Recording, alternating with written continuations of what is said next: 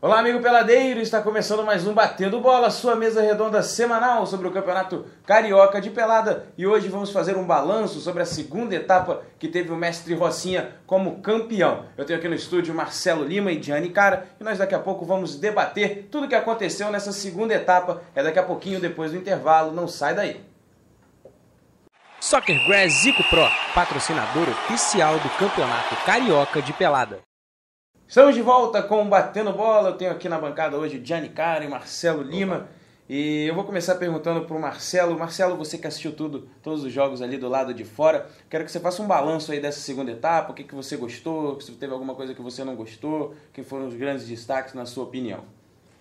Eu gostei de tudo, como na primeira etapa a disciplina dos jogadores, das equipes foi ótima. A gente teve aí essa etapa novidade, a torcida entusiasmada do Mestre Rocinha, né?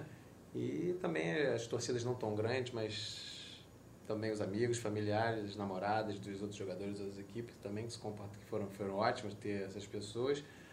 Outra coisa que a gente teve de positivo nessa rodada foi uma maior interatividade dos jogadores, das torcidas, dos amigos, na internet. A gente também investiu mais na ferramenta Facebook, né, que tem um contato mais direto com o público. Né? Deu um upgrade no campeonato, né? Deu. E alguns dizem aí que o nível técnico foi melhor dessa etapa, as equipes foram melhores, que eu parcialmente concordo, mas também não concordo totalmente. E depois eu vou dar o meu motivo aqui. E, enfim, eu gostei de tudo. Você concorda? Os destaques assim que eu acho foi o Romarinho mesmo do México assim, o Height do Espaço Total. O Moraes do Terra Brasílias, o PQG mais um grupo mais homogêneo assim, o pessoal mais igual, apesar do pessoal falou muito do Leandrinho, mas achei que ele teve na média do time. Ele no final das contas acabou que ele nem jogou as partidas principais, né? Que eram as decisivas, né? Então acho que ele ficou meio minguado por causa disso. E o Caiçaras, a mesma coisa do PQG, achei que foi uma atuação mais homogênea. Embora também o Terra Brasílias e o México assim foram também muito homogêneos os jogadores. Aqui realmente o Moraes, o Romarinho e o Height eu acho que foram os maiores destaques assim, individuais do campeonato, que eu acho que você me perguntou isso também. Pois é, a gente vem falando desde o começo, quando o Gianni até esteve presente aqui no outro Batendo Bola, que o Terra Brasílias e o Mestre Rocinha eram realmente os grandes favoritos a fazerem a final. Só que na rodada final, as duas semifinais foram decididas em shootouts, ou seja, assim, claro que tem a parte da habilidade, do psicológico dos atletas para cobrar o shootout, mas acaba que tira um pouco, né, da força do time, ou seja, qualquer um pode realmente ganhar uma partida, ganhar uma vaga no shootout. Você achou justo, Gianni? Lógico que eles já eram predestinados, entre aspas, a irem para a final, mas você achou justo, em relação ao que foi jogado na semifinal, Terra Brasílias e Rocinha fazerem a final da segunda etapa? Olha, Terra Brasílias e Rocinha ambos fizeram uma primeira fase perfeita, né? Passaram com 100%. Mas aí também a gente tem que lembrar o seguinte, o Caiçaras e o PQG pegaram o grupo mais difícil. Não estou dizendo que o grupo do Terra Brasílias e do Rocinha tivesse muito mais fácil. Mas, enfim, não tinham 4 times que brigavam direto pela vaga na fase final. Uhum. Então, quer dizer, o Caiçaras e o PQG também mostravam já ser equipes fortes na primeira fase. E no jogo da semifinal, inclusive, o Caiçaras jogou sem 2 jogadores importantes, né? Que é o Gabriel, que jogou muito bem a primeira fase, foi decisivo em vários jogos, e o próprio Alexandre. E mesmo assim você vê que o grupo do Caiçaras é um grupo forte, né? Que mesmo com 2 jogadores importantes, eles foram lá, abriram o placar, e vou te falar que o Mestre Rocinha, por muito pouco, não foi eliminado naquele jogo. E aí, shootout, eu acho que é menos sorte do que pênalti, né? Porque conta um pouco mais ali da habilidade do cara. Mas eu até ouvi alguns jogadores lá, até do Mestre Rocinha, o próprio Rogério, falando que, cara, isso aqui é muito difícil. Isso aqui é muito difícil. E eu vi também da boca do goleiro, do Léo, do Trupica, que pra ele acha muito mais fácil defender um pênalti do que defender um shootout.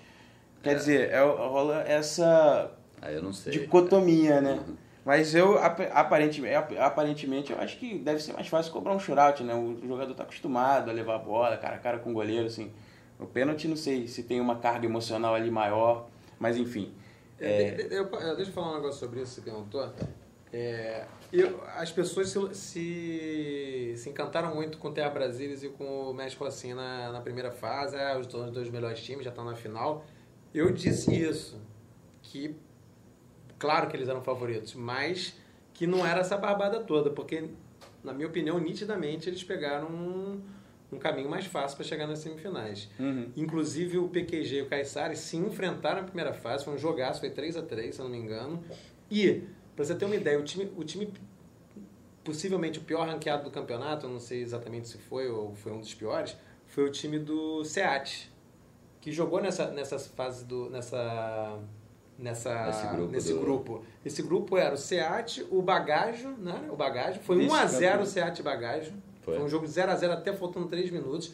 O SEAT perdeu todos os 3 jogos para o PQG, para o Caiçaras, saindo na frente, perdendo o jogo no segundo tempo, jogos que foi diferença de 1, no máximo 2 gols. Entendeu? Foi um grupo dificílimo, enquanto, obviamente, o Terra Brasilis e o México assim pegaram jogos que eles tiveram facilidade, ganharam de 8, 6, e eu achei que não foi parâmetro. Obviamente que eu achava que eles eram favoritos, mas mostrou que não foi. Inclusive o México assim foi campeão,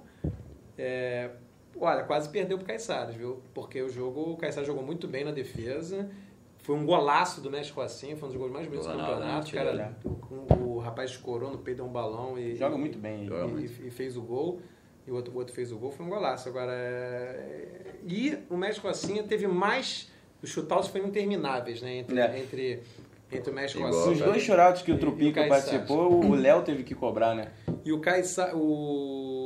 Caiçaras teve mais chances de vencer nos shootouts do que de perder. É verdade. Então, na verdade, o México assim, que foi o primeiro, poderia ter sido o terceiro ou o quarto. E o Caiçaras, que foi quarto, poderia ter sido o primeiro ou o segundo. Então, na verdade, Caiçaras Terra ganharam mais mérito deles ainda, do México assim e do Terra Brasilis. Porque não foi essa moleza toda. Não chegaram lá e ganharam de 10-0 dos outros. Chegou, foi no shootout. Tava realmente bastante equilibrado.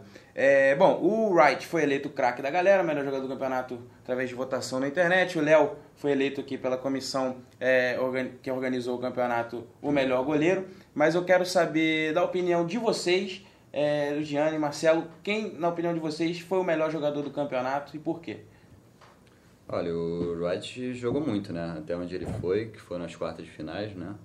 Jogou muito bem, aliás, o espaço total merecia até... O PQG passou, mas se o espaço total tivesse passado também para semifinal... Foi por pouco, né? Foi por pouco, não seria uma surpresa, o time estava jogando muito bem. E o Wright até aquele momento jogou muito bem. Depois disso, acho que até o Marcelo vai concordar aqui comigo, o Romarinho realmente fez muita diferença, até na própria final ele jogou muito. É verdade. E, quer dizer, pensando como um todo, talvez o Romarinho tenha sido o melhor jogador do campeonato. E o Léo, para mim, foi sem dúvida o melhor goleiro. Agarrou muito, parou nas semifinais. Melhorou muito da primeira etapa, né? Que apesar de ele agarrar muito na primeira etapa, ele estava pegando muito a bola, mas teve algumas falhas, né? E essa segunda etapa foi quase perfeita, né? E o cara ainda foi para 2 shootouts, ainda fez gol. Ainda fez gol. E você, Marcelo? Eu digo o seguinte, até as quartas de final, o melhor jogador individual que fez mais diferença foi o Wright. Por quê? Porque o time dele não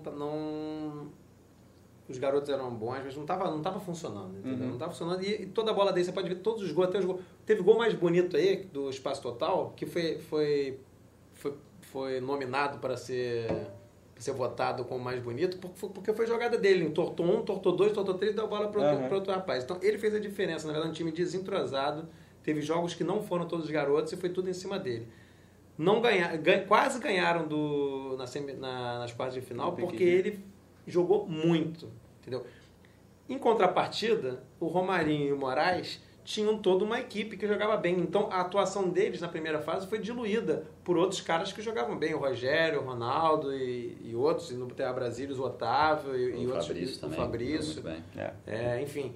Então, o peso não ficou nele. Então, eu acho que como atuação individual, realmente o Wright foi. Tanto é que ele foi para votação, entendeu? Agora, considerando As finais, aí eu acho que já foi o Romarinho mesmo. Até mesmo porque na final ele jogou muito, na semifinal foi mais marcado e tal, mas também se destacou. Eu acho que ele não teve um jogo que ele pode ter dito, o Romarinho não jogou bem, né? O problema é que se diluiu um pouco. Você pegar uns caras ganhando 8... sei lá, os caras... 8-1. O Rogério fez 3 gols, o outro ele jogou bem, mas não fez tanto disso. O próprio Ronaldo, né? Que marcou uns 9 ou 10 gols no campeonato, quer dizer... E goleiro... 10 gols. E goleiro... Os quatro goleiros das semifinais, nas semifinais e finais, agarraram muito. Muito. Inclusive o primeiro tempo da final foi 0-0 e a gente já tinha mais ou menos decidido qual era o goleiro e a gente até ficou meio balançado assim, porque os dois goleiros fizeram cada uma defesa que eu considerei quase que impossível ali. Então balançou, mas o que eu acho que vale também para o Léo ser eleito melhor é que na primeira fase ele agarrou muito. O jogo PQG e Caissares, eu vi esse jogo. O jogo PQG e Caissares, eu vi esse jogo. Foi um jogo que os dois goleiros agarraram muito e ele agarrou, estou falando da primeira fase, não da terceira e quarta. E ele agarrou muito, ele veio agarrando muito todo o campeonato. Foi o Frangão que agarrou nessa primeira fase? Era o Frangão? No PQG? Não me lembro. Mas o do jogo terceiro e quarto foi e o Frangão agarrou muito. Os que chegaram nas semifinais, todos os goleiros realmente agarraram muito, que é o Tony do Terra Brasil, o Bruno do Rocinha, o Frangão, né, como é conhecido. Como ele pediu para ser chamado, eu chamei ele no microfone e ele se revoltou, falou, quem é esse cara? Carlos, não é Carlos? E o Léo, que foi o melhor goleiro do campeonato. Bom, pra gente terminar esse bloco, eu quero levantar aqui uma suposição, uma opinião pessoal, enfim. A gente já conhece os dois campeões, dois que estão com vaga garantida, e talvez até para botar um pouquinho de lenha na fogueira, pra galera comentar lá no Facebook, eu quero saber de vocês. Ajax do Aterro ou Mestre Rocinha? Quem apresentou o melhor futebol nas etapas em que eles participaram? Gianni. Eita, essa daí é difícil, hein? Cara, eu vou ficar com o Mestre Rocinha. O Ajax, se eu não me engano, ele na primeira fase, ele pegou qual? Eu não me lembro qual foi o grupo que eles pegaram, mas não foi 100% não. E, enfim. E o Rocinha campeão invicto. E o Rocinha campeão invicto. Apesar que o Ajax também ganhou de quanto, afinal? Foi 4-1 também? Não, foi mais. Foi mais, né? Foi 6. Foi 6-1. Então, quer dizer, difícil, mas eu ainda acho que o Rocinha tá um pouquinho à frente. Concorda, Marcelo? Eu acho que só vendo. E, inclusive, a gente está propondo aqui que o próximo programa venha um do Mestre Rocinha e um do Ajax. Para fazer um programa com os dois campeões. Né? Dizem que essa etapa foi mais difícil. Pode ser que sim, mas também, como explicar que o Terra Brasilis ficou na primeira fase na outra etapa e essa foi vice-campeão? É verdade. Então, quer dizer... Na verdade, que não dá muito pra gente no futebol, na pelada, assim, a gente ter uma ideia e, inclusive, concreta. O Bagajo se classificou em último lugar na primeira fase dessa etapa. E foi caiu nas quartas finais, primeira. foi vice da primeira e o Tijuca nem passou. Então, o Tijuca mais é um fator para dizer que essa fase foi mais difícil. Mas também o Tijuca a gente tem que olhar jogo por jogo o que aconteceu em cada jogo, né? Porque eu acho que o Tijuca não se classificou porque o time se desesperou nos momentos cruciais, né? Eu acho que eles perderam para eles mesmos. O caldo desandou ali em alguns momentos. Eles não foram unidos dentro de campo, eles são unidos fora de campo. Tá certo. Bom, esse foi o primeiro bloco do Batendo Bola. Daqui a pouquinho a gente volta para comentar os jogos das semifinais, disputa de terceiro lugar e, claro, a final entre Mestre Rocinha e Terra Brasilis. A gente já volta. Soccer Grass Zico Pro, patrocinador oficial do Campeonato Carioca de Pelada.